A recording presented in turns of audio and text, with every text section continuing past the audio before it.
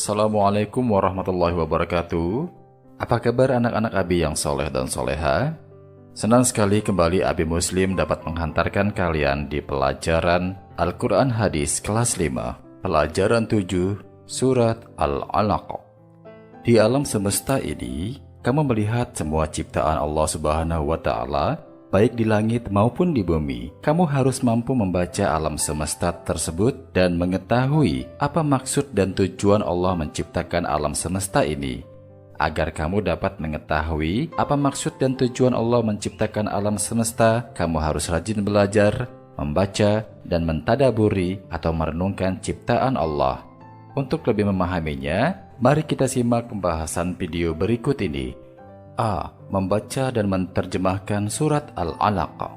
Surat Al-Alaq terdiri dari 19 ayat, termasuk surat Makkiyah, yaitu surat yang diturunkan sebelum Nabi Muhammad SAW hijrah ke Madinah. Surat Al-Alaq merupakan surat yang ke-96, diturunkan di Gua Hiro sebagai wahyu pertama yang diterima Nabi Muhammad SAW. Ketika Nabi Muhammad SAW berada di Gua Hiro, beliau didatangi malaikat Jibril seraya berkata, "Bacalah." Nabi Muhammad SAW menjawab, "Saya tidak bisa membaca." Hal ini terjadi berulang kali, dan pada akhirnya Nabi Muhammad SAW dapat mengucapkan apa yang diperintahkan oleh malaikat Jibril untuk membaca surat Al-Alaq, ayat 1-5. Ayo sama-sama kita simak video bacaan surat Al-Alaq dan terjemahannya.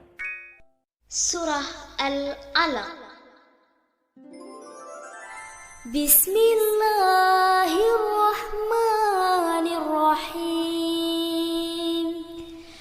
Dengan menyebut nama Allah yang Maha Pemurah lagi Maha Penyayang. Iqra' bismi rabbikal ladzi khalaq.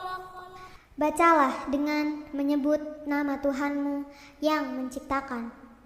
Khalaqal insana min 'alaq. Dia telah menciptakan manusia dari segumpal darah. Iqra' wa rabbukal akram. Bacalah, dan Tuhanmulah yang Maha Pemurah. Alladzi 'allama bil qalam. Yang mengajar manusia dengan perantaran kalam. Allamal insana ma lam ya'lam.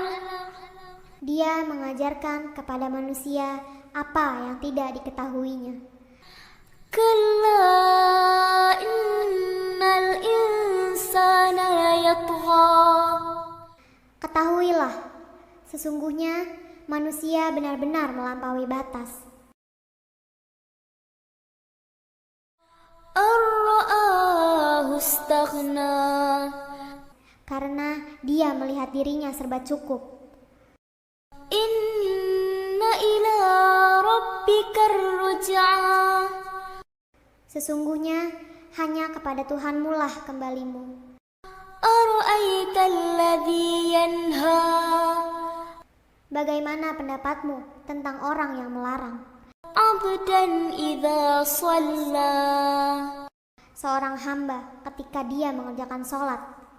Ara'aita in kana 'alal huda. Bagaimana pendapatmu jika orang yang melarang itu berada di atas kebenaran? Au amara bittaqwa. Atau dia menyuruh bertakwa kepada Allah. Ara'aita in kadzdzaba wa tawalla. Bagaimana pendapatmu jika orang yang melarang itu mendustakan dan berpaling? Alam ya'lam bi anna Allah yara. Tidaklah dia mengetahui bahwa sesungguhnya Allah melihat segala perbuatannya. Kalla la illam yantahi lanasfa'an bin nasiyah. Ketahuilah, sungguh jika dia tidak berhenti berbuat demikian, niscaya kami tarik ubun-ubunnya. ناصية كاذبة خاطئة, yaitu ubun-ubun orang yang mendustakan lagi durhaka. فليدع ناديه, maka biarlah dia memanggil golongannya untuk menolongnya. سندع الزبانية, kelak kami akan memanggil malaikat Zabaniyah. كلا لا تطعه واسجد واقترب,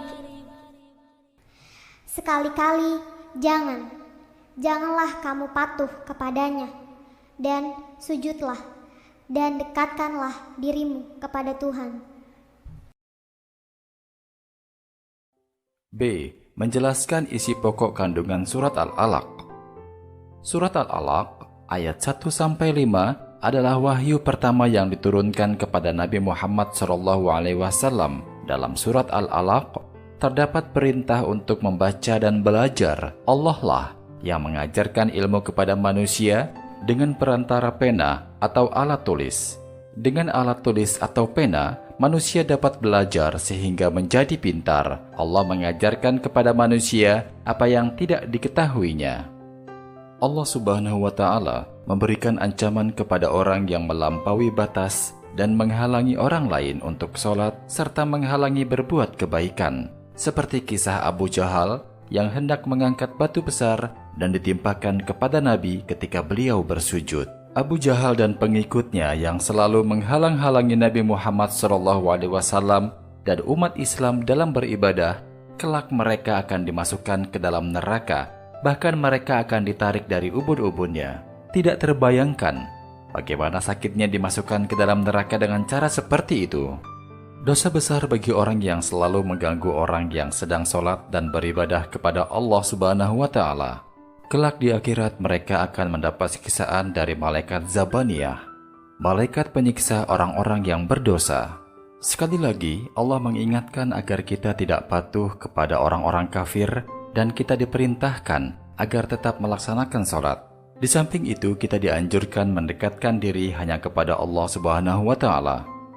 Isi pokok kandungan surat Al-Alaq adalah: 1. Allah Subhanahu wa Ta'ala menjelaskan penciptaan manusia dari segumpal darah.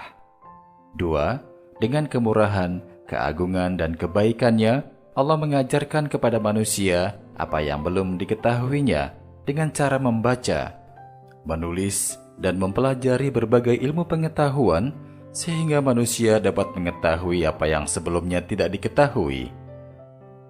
3. Makin banyak membaca, makin banyak pula ilmu yang dikuasai.